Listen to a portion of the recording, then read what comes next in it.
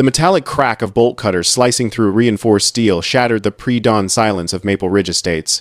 Each violent snap echoed off pristine garage doors and manicured lawns, announcing the exact moment Patricia Whitmore crossed from power-drunk HOA tyrant into federal felon territory. "This is my community, and that eyesore is gone today," she hissed at the nervous towing contractor, her Chanel perfume mixing with the acrid smell of cut metal and desperation. "I don't care what federal stickers are on it. Abandoned property is abandoned property." What Patricia didn't know, as she destroyed that security chain at 6:47 a.m. on that October Tuesday, the vehicle she was stealing belonged to a DEA task force operation. The equipment inside was worth $347,000. And the owner? He wasn't some helpless deployed soldier. He was Special Agent Michael Hartman, a federal narcotics investigator who'd spent the last decade dismantling criminal organizations from Boston to Baltimore. She thought she was teaching some federal employee a lesson about HOA compliance. She was actually committing federal crimes that would earn her 5 years in prison and destroy everything she'd spent a lifetime building. My name is Michael Hartman. And 6 months ago, I thought inheriting my grandmother's house in Maple Ridge, Connecticut, would be a blessing during my undercover assignment. Instead, it became the battleground, where suburban tyranny met federal justice and lost completely. Maple Ridge Estates, 37 identical colonial-style homes, each painted in one of 3 pre-approved shades of cream, where sprinkler systems activate on synchronized timers, and the scent of fresh mulch barely masks the stench of manufactured superiority. Monthly HOA dues, $185 for community excellence standards. Translation: paying Patricia Whitmore to micromanage your existence while she profits from your compliance. I'm a 15-year DEA veteran, recently promoted to lead investigator on Operation Snowfall, a multi-state task force targeting fentanyl distribution networks connected to Mexican cartels. My late grandmother Eleanor's house was supposed to be my cover address, a legitimate Connecticut residence, while I worked undercover in the Hartford-New Haven corridor. The split-level ranch still carried her scent, jasmine tea, and old books, every creaking stair holding memories of the woman who raised me after my parents died in a boating accident when I was 9. Enter Patricia Whitmore. Imagine a 54-year-old insurance executive who drives a pearl-white Mercedes GLE and literally carries a measuring tape in her Hermes handbag to document grass height violations. 9 years as HOA president had transformed her from neighborhood busybody into a suburban dictator with a god complex. Her husband Richard sat on the town planning commission, giving her the illusion of untouchable authority. This woman issued violation notices for Halloween decorations still visible on November 2nd. She once fined an elderly resident for excessive bird feeder activity, attracting non-approved wildlife. 2 weeks into my undercover assignment, the first email hit my personal account. Violation notice, #2847. Unauthorized commercial vehicle, immediate compliance required.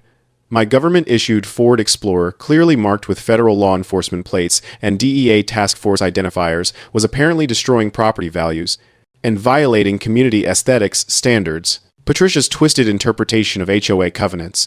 Commercial, industrial, or work-related vehicles prohibited in residential driveways between sunset and sunrise. Here's what this suburban Napoleon didn't know. That Explorer contained $283,000 worth of classified surveillance equipment for active cartel investigations. GPS tracking systems, encrypted communication devices, covert recording equipment, thermal imaging cameras, federal property that required departmental authorization and security protocols to even touch, let alone relocate. The fine? $75 per day? Accumulating while I was running surveillance operations that were keeping fentanyl off Connecticut streets and out of high school parking lots. My sister Lisa, a pediatric nurse at Yale New Haven Hospital, the most patient and empathetic person you'll ever meet, tried reasoning with Patricia on my behalf. She drove to Maple Ridge with copies of my federal credentials, explained I was on a long-term assignment, even offered to install a custom car cover that would hide the vehicle completely. Rules exist for everyone, regardless of occupation, Patricia said, looking down at Lisa like she was something scraped off an expensive shoe. If your brother cannot maintain basic community standards, perhaps this neighborhood exceeds your family's capacity for appropriate residential behavior. The phone call from Lisa still haunts me. The sound of my normally unshakable sister's voice cracking as she sat in Grandma Eleanor's kitchen. surrounded by the faded floral wallpaper and ceramic teapot collection that had witnessed generations of family conversations. "Michael!" She threatened to place a lien on Grandma's house, Lisa whispered. Her medical training, unable to suppress the tremor of genuine fear. She said Richard has connections at the hospital board, that my family situation might reflect poorly on Yale New Haven's community relationships. She's threatening my career because you parked a car in your own driveway. Lisa started documenting a disturbing pattern. The Kowalski family husband, deployed with the Army Corps of Engineers, received citations for their teenage son's basketball hoop being recreationally excessive. Jennifer Morrison, married to a Coast Guard officer stationed in New London, was fined for garden decorations being inconsistent with community sophistication standards. Every military or federal law enforcement family in Maple Ridge was systematically targeted with increasingly absurd violations. But here's where it got genuinely sinister. Patricia's citations were completely fabricated. Lisa discovered the actual HOA bylaws buried in Grandma Eleanor's original 1,986 purchase documents. But government vehicles were explicitly exempted under federal compliance regulations. Emergency services, military personnel, law enforcement, all specifically protected in the original community charter. Patricia Whitmore was inventing rules out of thin air, counting on residents being too intimidated or legally ignorant to challenge her authority. The community lived in a climate of manufactured fear. Neighbors exchanged worried whispers over property lines, but refused to speak publicly. Patricia had created a suburban environment where questioning her authority meant becoming her next target. Richard's position on the Planning Commission made resistance seem professionally suicidal. That's when my training kicked in. This wasn't about parking regulations or property aesthetics. This was systematic harassment of federal employees and military families, coordinated through corrupt HOA governance with political protection. I was sitting in a Hartford surveillance van, monitoring cartel communications through headphones, when Lisa's panicked call came through. While I was tracking fentanyl distributors responsible for 17 overdose deaths across Connecticut, some insurance executive with a measuring tape thought she could bully my family through fabricated fines and bureaucratic terrorism. Patricia Whitmore had just declared war on a federal agent who knew how to navigate the system. She thought she was intimidating some helpless government employee. What she didn't realize, I had access to resources she never imagined, and her little HOA dictatorship was about to face real consequences. Patricia's next escalation came 72 hours later, delivered via certified mail with a kind of aggressive legal formatting designed to terrify normal citizens into compliance. Emergency violation, immediate vehicle removal required within 24 hours or emergency tow authorization will be executed. Not 48 hours, not even 72. 24 hours to remove a federal law enforcement vehicle or face emergency towing procedures for what she claimed were immediate safety and security concerns requiring urgent community protection measures.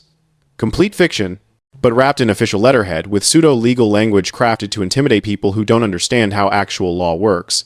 The letter was carbon copied to Richard's Planning Commission office and the Maple Ridge Police Department, a transparent attempt to create the illusion of governmental authority backing her fantasy rules. Lisa called from Grandma's kitchen, and I could hear the genuine panic mixing with anger in her voice. "Michael, there's a Whitmore & Sons towing truck circling the block. The driver keeps photographing your Explorer from different angles like he's planning a heist operation." That's when I made my first call to people who actually understood federal law. I contacted the DEA's Office of General Counsel, specifically Attorney Maria Rodriguez, a former federal prosecutor who'd spent 20 years protecting agents from local government overreach. I explained the situation: fabricated HOA rules targeting a federal vehicle during active operations, threats against my family, systematic harassment of other federal employees in the community. Agent Hartman. "This woman just threatened to steal federal law enforcement property during an active operation," Maria said, her voice shifting from professional courtesy to sharp focus as she reviewed my documentation. "That's not an HOA dispute. That's theft of government property, obstruction of federal operations, and interference with law enforcement activities. We need to document everything and file formal complaints immediately." Here's something most people never learn. Federal law enforcement vehicles aren't just transportation. They're classified government equipment with specific legal protections under multiple statutes. Threatening to tow, move, or interfere with them triggers protocols that most local officials never imagine exist. Maria immediately began coordinating with the USS, Attorney's Office for Connecticut, starting the process of federal review. It would take weeks, but Patricia's suburban power trip was now on the radar of people with actual authority and the patience to build an airtight case. But the real revelation came when Lisa started digging through Grandma Eleanor's meticulously organized HOA archives. She wasn't a detective, she was a scared sister trying to understand what we were facing. Buried in a folder of community meeting minutes from 2021, she discovered something that changed everything. A letter from Patricia to the Maple Ridge Town Council, formally recommending against federal housing assistance programs and military family incentives because transient government employment creates residential instability and undermines long-term community investment. Translation. She'd been actively working to keep federal employees and military families out of Maple Ridge for years, treating public service like it was some kind of neighborhood contamination. Lisa's hands trembled as she photographed the evidence with her phone. Michael, this isn't random HOA tyranny. She's been systematically targeting every family connected to government service. The Hendersons got violations for their daughter's bicycle being improperly positioned. The Washingtons were cited for excessive noise when their newborn cried during the night. This is coordinated discrimination, and Richard's political position is protecting her. This wasn't accidental bureaucratic overreach. This was calculated harassment with prejudice. Lisa's nursing background gave her one crucial skill: documentation. She started reaching out to other targeted families, carefully recording every fabricated violation, every threatening letter, every intimidation attempt. She wasn't building a case, she was gathering evidence that federal attorneys would later use to build one. But Patricia's desperation escalated again, crossing into territory that made my protective instincts activate. Patricia conducted what she called an emergency property inspection of Grandma's house. She was documenting everything, photographing my Explorer from multiple angles, measuring distances with a laser device, walking around the vehicle with her phone raised. Your brother's federal employment doesn't exempt him from community compliance standards, Patricia told Lisa with that particular tone of condescension. Perhaps your family should evaluate whether this neighborhood aligns with your lifestyle requirements and professional circumstances. Code words. We don't want your kind here. My response was to document right back. I remotely accessed the security systems installed in my Explorer standard equipment for DEA task force vehicles operating in high-threat environments. The data revealed something useful. Patricia had been on my property without permission 27 times over 2 weeks, photographing federal law enforcement equipment, conducting what could be considered surveillance of government assets. That's not HOA enforcement. That's trespassing, potential interference with federal operations, and behavior that would support the harassment case Maria Rodriguez was building.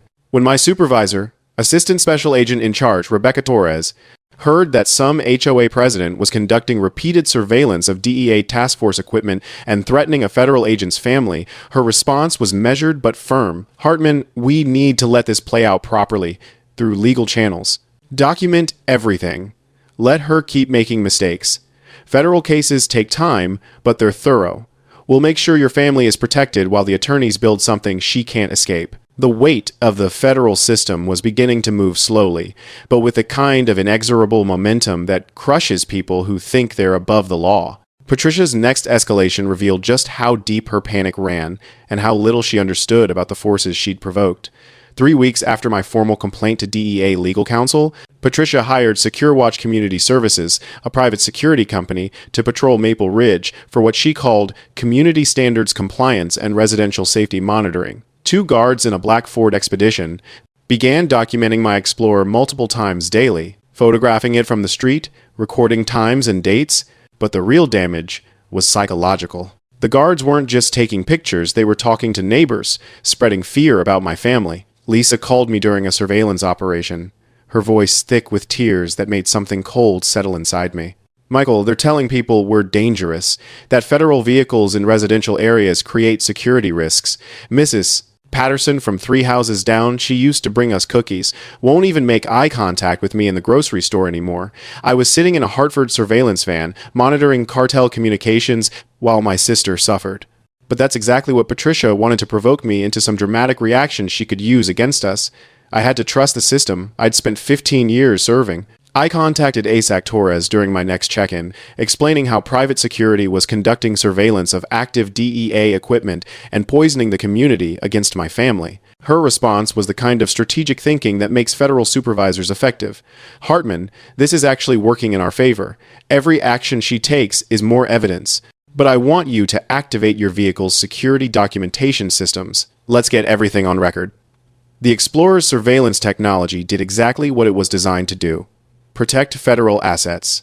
Motion sensors, cameras that activated automatically, GPS tracking, all standard security features that documented everyone who approached the vehicle.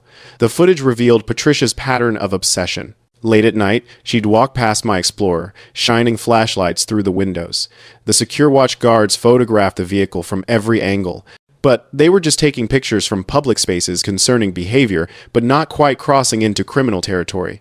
Yet, the community dynamics were deteriorating rapidly, and Lisa was paying the price in ways that made my blood boil. Parents at Yale New Haven Hospital started questioning whether a family with federal security issues should be trusted with pediatric care. Her department supervisor called her in for what he termed a conversation about concerning community feedback regarding professional judgment.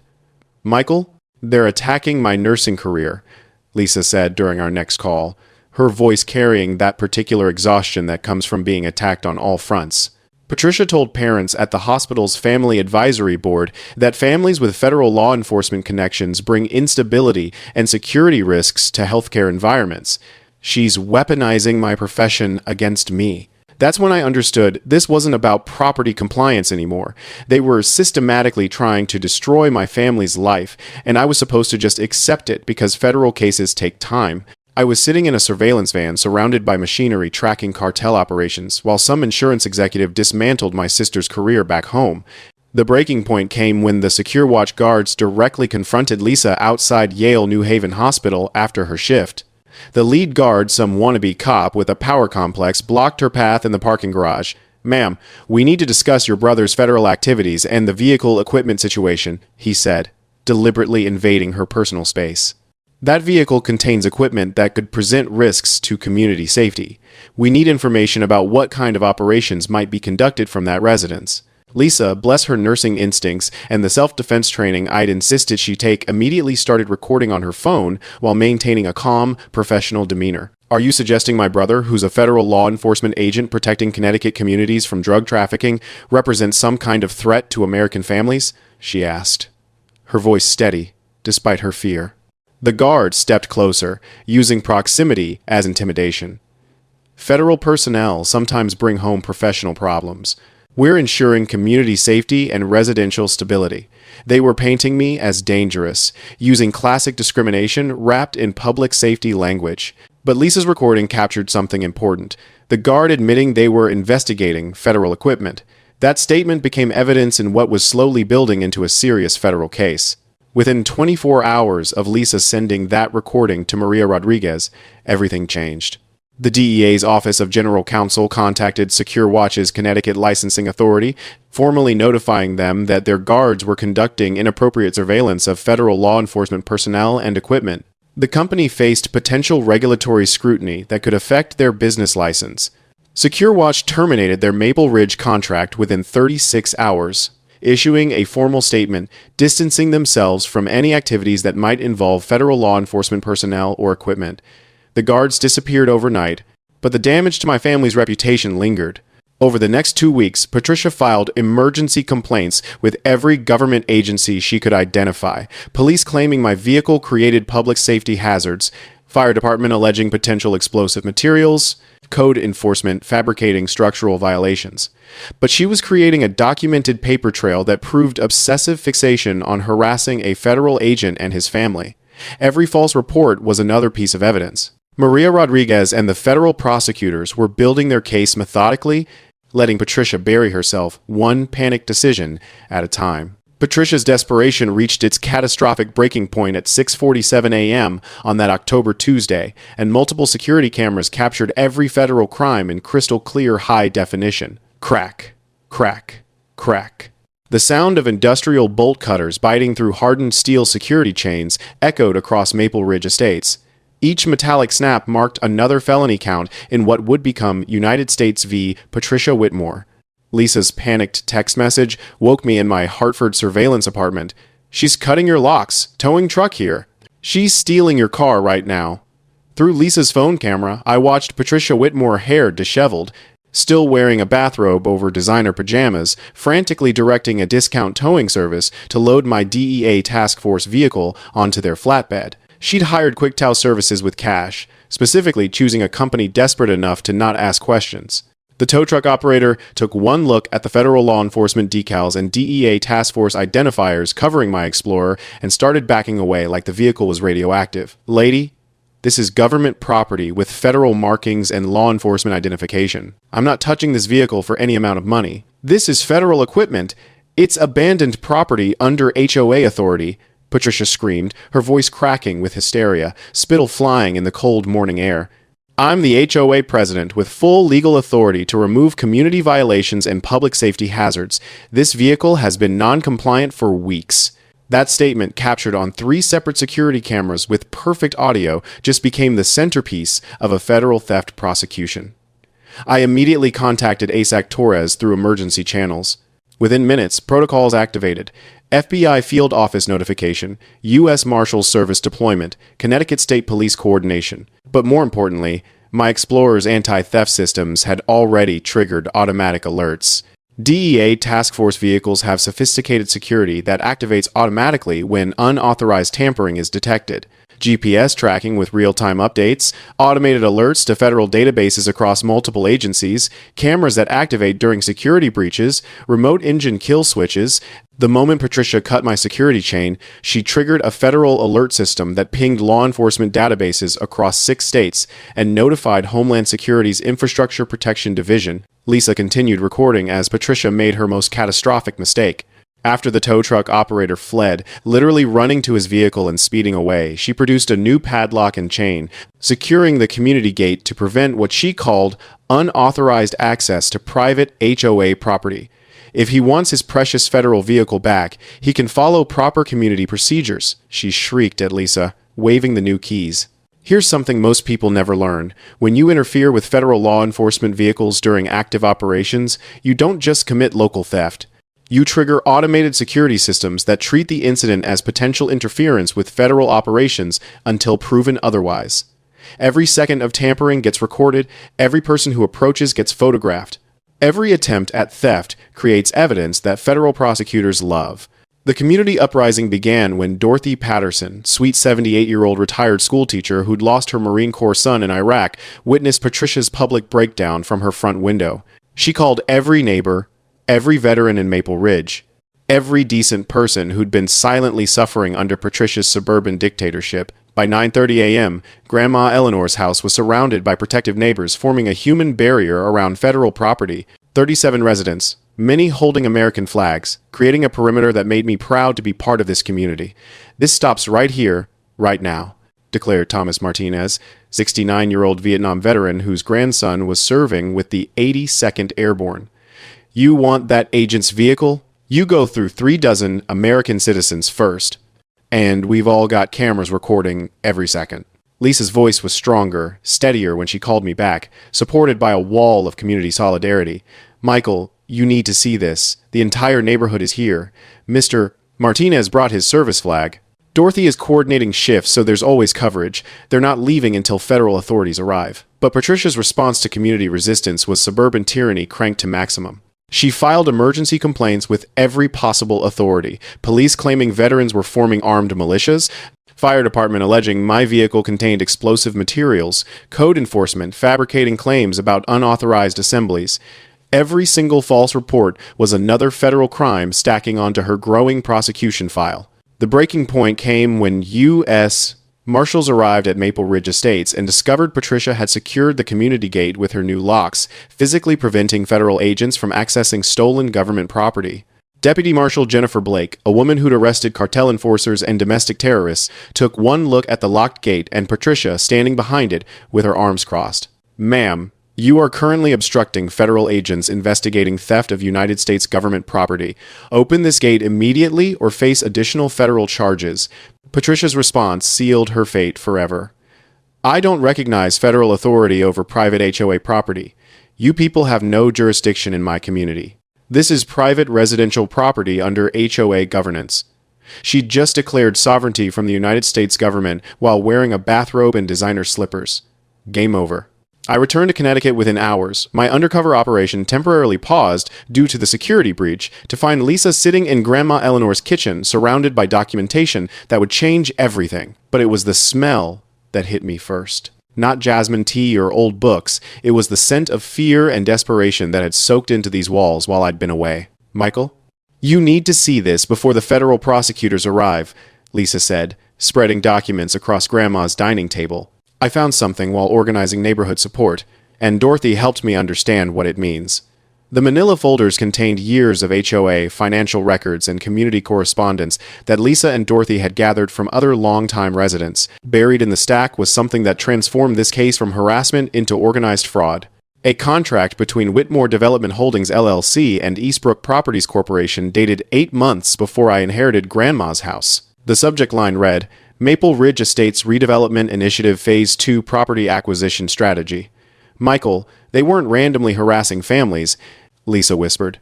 They were systematically clearing properties for a massive commercial development deal. Richards Development Company had pre-sold 42 properties in Maple Ridge to a national developer for luxury condominium conversion. Properties they didn't even own yet, including Grandma Eleanor's house. Look at the target list, Lisa said, pointing to an appendix.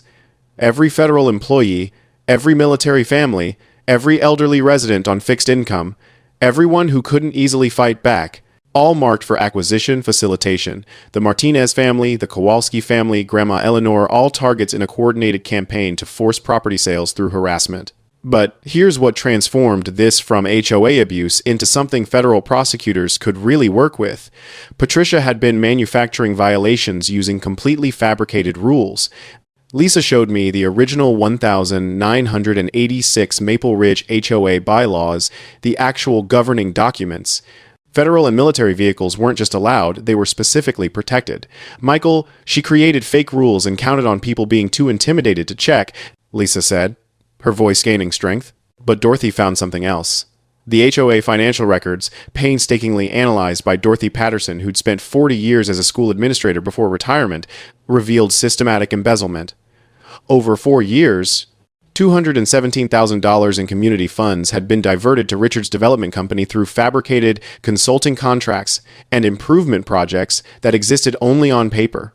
When Maria Rodriguez arrived with Assistant U.S. Attorney Michael Davidson 6 hours later, they spent 3 hours reviewing what Lisa and the neighbors had discovered. Agent Hartman? AUSA, Davidson said finally, your sister and her community network just handed us a federal RICO case. This isn't just HOA harassment anymore. This is organized fraud, embezzlement, and civil rights violations coordinated between your HOA president and a city official. When these schemes target multiple properties and involve interstate commerce, which Richards Development deals do, it becomes federal racketeering. Lisa revealed the final piece. Michael, I think their harassment hurt Grandma. She showed me violation notices sent to Grandma Eleanor during her final hospice weeks, citations for property maintenance failures, threats of liens against a dying woman who couldn't even get out of bed. The hospice nurse had documented that Grandma's blood pressure spiked dangerously every time a threatening letter arrived. The medical records show the stress directly impacted her final weeks, Lisa said quietly. They terrorized a dying woman for a development scheme. Lisa's transformation was complete. The frightened nurse being bullied by suburban tyrants had evolved into a determined advocate armed with evidence and community support. Michael, this isn't about your vehicle anymore. This is organized crime disguised as community governance. They've been destroying families for profit. The power dynamic had shifted completely. Federal prosecutors now had a RICO case involving fraud, conspiracy, civil rights violations, elder abuse, and theft of government property.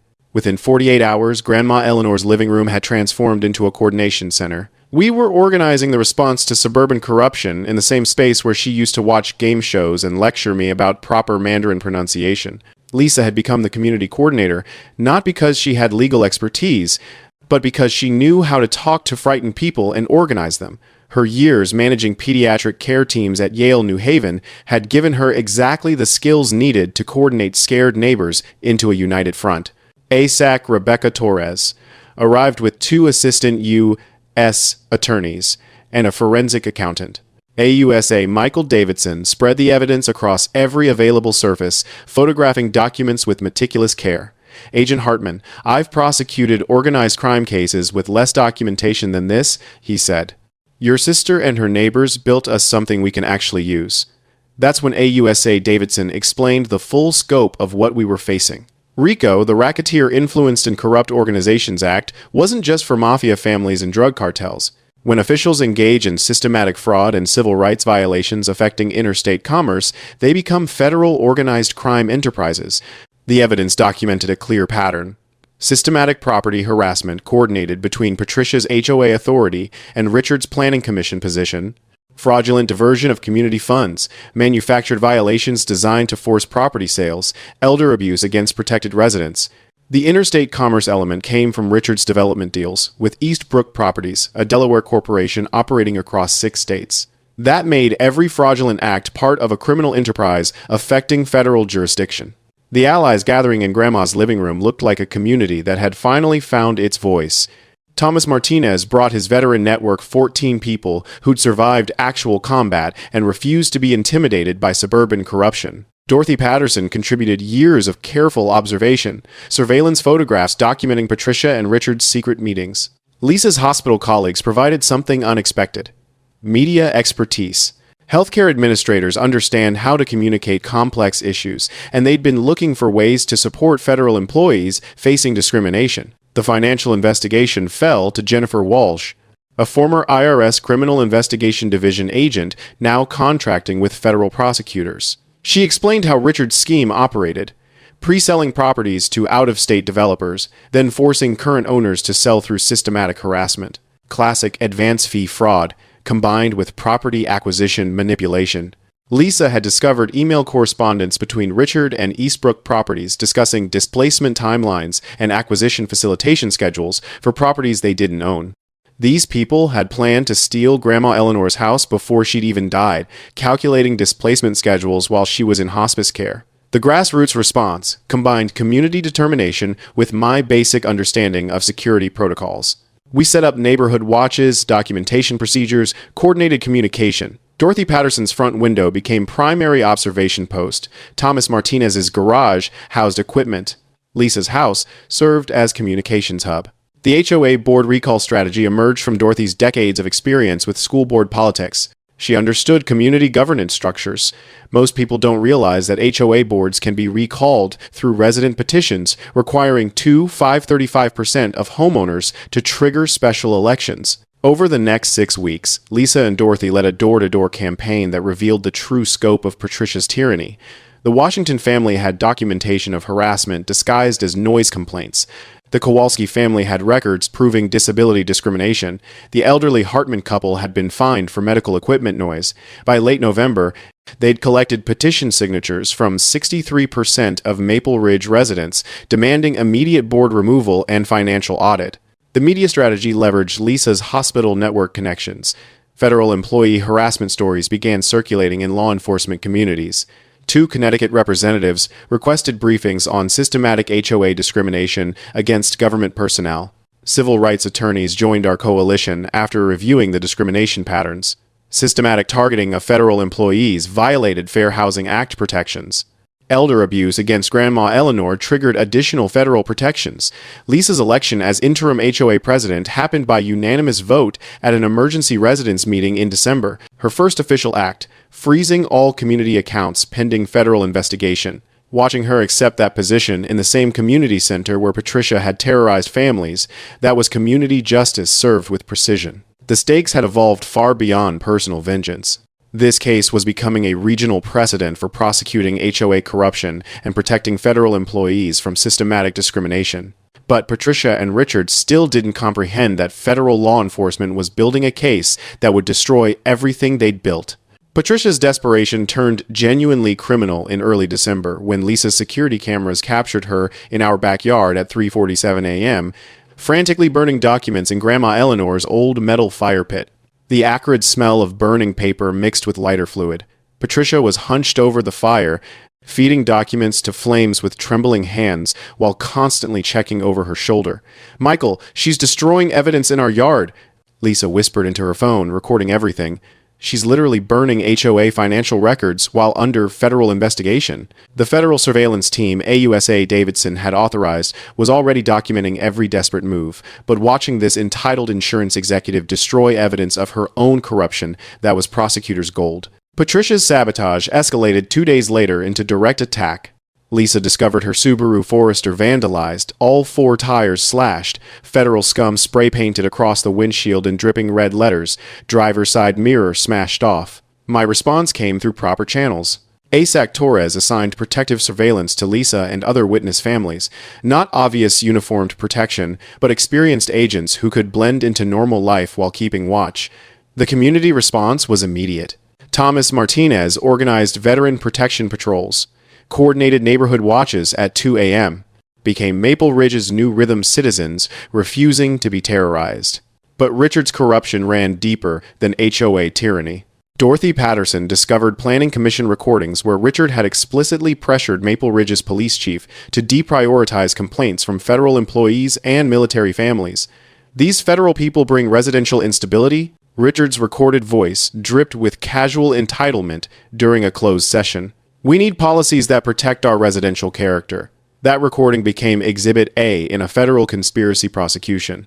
When public officials use governmental positions to systematically violate citizens' constitutional rights, it crosses into federal civil rights conspiracy territory. Patricia's bribery attempt came in mid-December, captured on Lisa's phone when Patricia approached her outside Yale New Haven Hospital. Envelope bulging with cash, designer perfume unable to mask desperation.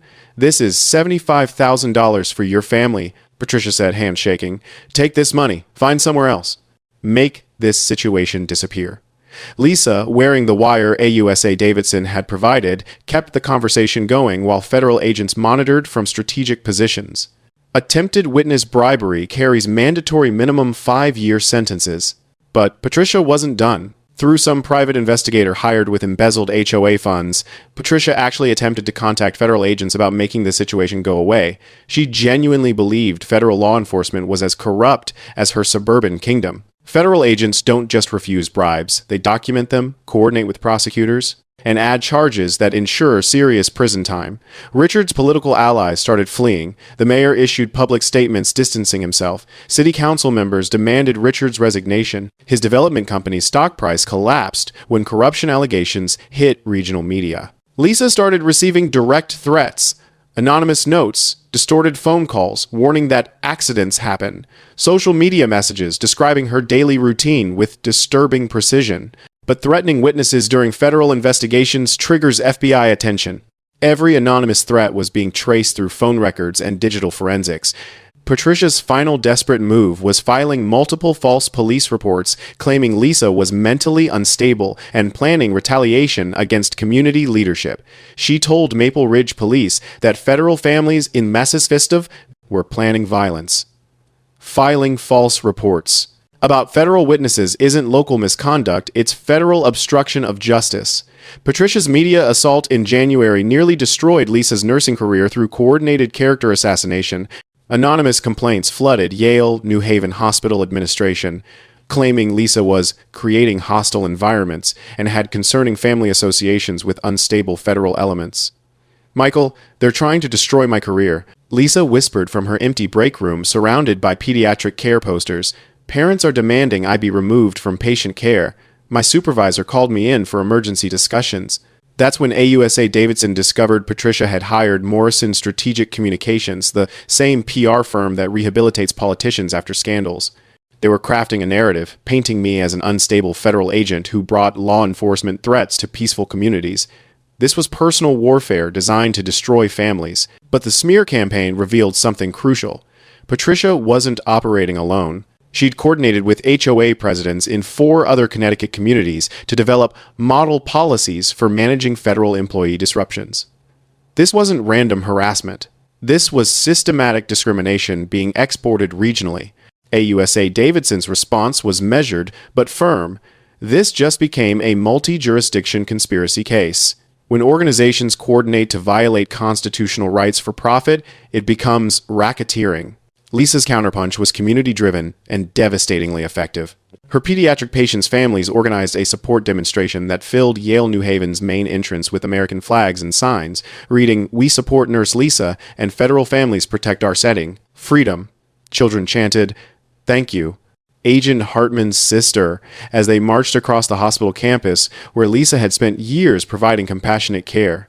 But Patricia's desperation reached criminal territory when she hired private investigators to conduct surveillance of Lisa's daily activities. They followed her to work, photographed her interactions, tracked her routines. ASAC Torres's response was swift. The FBI's Counterintelligence Division took interest in Lisa's case, treating the surveillance as potential witness intimidation in a federal investigation. The media explosion reached regional scale when federal employee advocacy organizations discovered Lisa's story. Federal employee networks shared Lisa's story across social media, generating pressure. Richard's political career died publicly during a live broadcast planning commission meeting in February. Federal agents served search warrants while cameras captured everything, removing evidence boxes as Richard sat frozen. But Morrison Strategic made a fatal mistake that triggered federal scrutiny. They published a community safety analysis, claiming federal employees brought elevated crime rates and security risks to suburban environments. Fabricated statistics, false crime data, deliberate misinformation designed to incite discrimination against protected classes. Publishing false information to incite discrimination against federal employees violates multiple statutes. When coordinated for profit across jurisdictions, it becomes serious federal crime. The federal investigation expanded across Connecticut and into neighboring states as other federal employee families came forward with identical harassment patterns. Lisa started receiving support messages from federal employee spouses nationwide, sharing stories of fabricated violations and systematic attempts to drive government personnel from suburban communities. The Maple Ridge Community Center had never experienced anything remotely like this, packed beyond occupancy limits with federal agents positioned along walls, news cameras from 6 stations, federal employee families from across New England who'd driven hours to witness this moment. The smell of righteous determination mixed with stale coffee and tension of federal law enforcement preparing to demonstrate why you never steal government property or harass federal agents' families. Congressional staffers sat in the audience, taking notes for upcoming hearings on HOA discrimination against federal employees. Patricia arrived in her pearl white Mercedes, pulling into a gauntlet of protesters holding signs reading "Federal Families Matter" and "End HOA Corruption." She entered like a deposed dictator, making a desperate final stand. Richard shuffled behind with the broken posture of someone facing federal prison. Lisa took the podium first. No longer the frightened pediatric nurse, she devolved into a community advocate whose voice carried the weight of organized citizens. For years, these people weaponized HOA authority to wage war against federal employees and military families, Lisa began, her words echoing through speakers. They fabricated rules, embezzled community funds, and coordinated discrimination campaigns, violating everything this country represents. The crowd erupted in applause that shook the windows. AUSA Michael Davidson stepped forward with evidence boxes representing months of federal investigation. The United States government has compiled overwhelming evidence of criminal conspiracy involving theft of federal property, civil rights violations, witness intimidation, systematic embezzlement, obstruction of justice, and elder abuse, he announced, each charge hitting with precision. Thomas Martinez spoke for the veteran community, his Vietnam-era voice trembling with controlled emotion. "My grandson serves this country protecting American freedom. These people thought they could spit on that sacrifice for profit. Today, they learned they were wrong. But the defining moment belonged to me." Patricia Whitmore thought she was cutting locks on some federal agent's vehicle. I said, my voice cutting through silence. What she actually did was interfere with an active DEA operation, compromise classified surveillance equipment worth $347,000, and steal property belonging to the United States government during ongoing narcotics investigations. The collective gasp sounded like oxygen being removed from the building. That Explorer contained surveillance equipment supporting cartel investigations across 6 states. When she cut those locks, she didn't just commit vehicle theft. She compromised operations protecting American communities from fentanyl trafficking. Patricia's face went concrete gray. But her real crime wasn't stealing my vehicle, I continued. Her real crime was waging systematic warfare against federal employees and military families, using political corruption to embezzle from the community that trusted her and believing suburban entitlement somehow trumped federal law. The crowd exploded. U.S. Marshal Jennifer Blake approached with handcuffs. Patricia Whitmore, you are under arrest for theft of federal law enforcement property, conspiracy to violate civil rights, embezzlement of community funds, witness intimidation, obstruction of federal justice, and elder abuse.